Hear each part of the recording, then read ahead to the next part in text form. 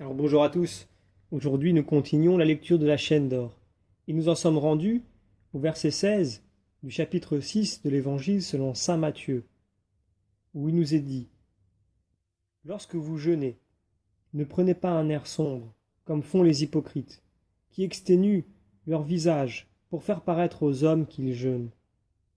En vérité, je vous le dis, ils ont reçu leur récompense. Et tout de suite, nous commençons avec un commentaire de saint Jean Chrysostome, qui nous dit que puisqu'un esprit humble et un cœur contrit donnent à la prière une véritable puissance, voir notamment Daniel chapitre 3 verset 39, et que ces deux dispositions ne peuvent se concilier avec une vie de délices, il est évident que la prière séparée du jeûne est sans force et sans vertu. Aussi, tous ceux qui ont voulu obtenir de Dieu quelque grâce pressante ont toujours joint le jeûne à la prière, parce que le jeûne est le soutien de la prière. Voilà pourquoi notre Seigneur fait suivre la doctrine sur la prière, de ses enseignements sur le jeûne. Lorsque vous jeûnez, dit-il, ne vous rendez pas triste comme les hypocrites. Le Seigneur savait que la vaine gloire prend naissance au sein même de toute vertu. Il nous commande donc de couper l'épine de la vaine gloire qui pousse dans une bonne terre, pour qu'elle n'étouffe pas le fruit du jeûne. Il est impossible qu'on ne s'aperçoive pas que vous jeûniez. Mais il vaut mieux que le jeûne vous fasse remarquer plutôt que de faire remarquer vous-même votre jeûne. Il est bien difficile que celui qui jeûne soit gai. Aussi notre Seigneur ne dit-il pas: ne soyez pas tristes, mais ne vous rendez pas tristes. Ceux qui, par exemple, cherchent à tromper les regards par une pâleur factice, ceux-ci ne sont pas tristes, mais cherchent à le devenir. Celui, au contraire, qui est triste par un effet naturel du jeûne, ne cherche pas à se rendre triste, mais il l'est en réalité.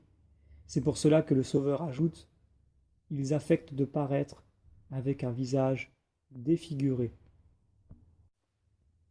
Saint Jérôme nous dit au sujet du mot exterminer qu'il est employé fréquemment dans les Saintes Écritures par suite de l'ignorance des interprètes à un sens plus étendu que celui qu'on lui donne ordinairement. On dit des exilés qu'ils sont exterminés, c'est-à-dire envoyés au-delà des frontières. Nous devons, nous, donner à ce mot le sens de détruire. Or, l'hypocrite détruit, exténue son visage pour paraître triste, et tandis que son cœur est plein de joie, il porte sur sa figure l'apparence du deuil. Saint Grégoire continue sur le sujet en disant: vous voyez leur visage couvert de pâleur, leur corps tremblant de faiblesse, leur poitrine oppressée par leurs soupirs entrecoupés. Et quel est le but de ces laborieux efforts? L'opinion des hommes. Saint Léon, pape, lors de son quatrième sermon sur l'Épiphanie, nous dit que les jeûnes qui ne viennent point d'un principe de mortification, mais qui sont le produit de la fourberie, ne sont pas des jeûnes purs aux yeux de Dieu. Et saint Jean Chrysostome de compléter: or, si celui qui jeûne et affecte la tristesse n'est qu'un hypocrite, quel n'est pas le crime de celui qui, sans jeûner, a recours à certains moyens pour imprimer sur son visage, comme signe de jeûne, une pâleur vénale? Maintenant, prenons un commentaire un peu plus long de saint Augustin, qui va terminer les commentaires, en faisant une remarque importante à faire sur cette matière. Et il dit: c'est qu'on peut mettre de la vanité, non seulement dans l'éclat et le luxe de tout ce qui tient au corps, mais jusque dans l'extérieur négligé, qui exprime le deuil et la tristesse. Vanité alors, d'autant plus dangereuse, qu'elle cherche à tromper sous les apparences de la religion. Celui qui cherche à briller, par une propreté affectée et par une recherche excessive dans ses vêtements, ou dans les autres ornements du corps, est convaincu par ce seul fait d'être partisan des pompes du monde, et il ne trompe personne par l'apparence d'une sainteté hypocrite.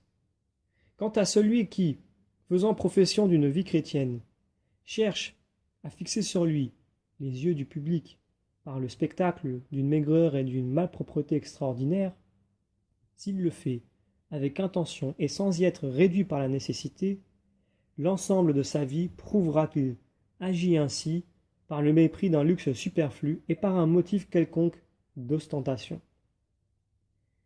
Finalement, nous terminons avec un dernier commentaire, plus court, de saint Rémi, qui nous dit « Les paroles suivantes nous font connaître le fruit du jeûne des hypocrites, pour faire voir aux hommes qu'ils jeûnent. Je vous le dis en vérité, ils ont reçu leur récompense, c'est-à-dire celle qu'ils ont désirée. » Et donc nous terminons ici la lecture des commentaires compilés par saint Thomas d'Aquin sur le verset 16, chapitre 6 de l'Évangile selon saint Matthieu.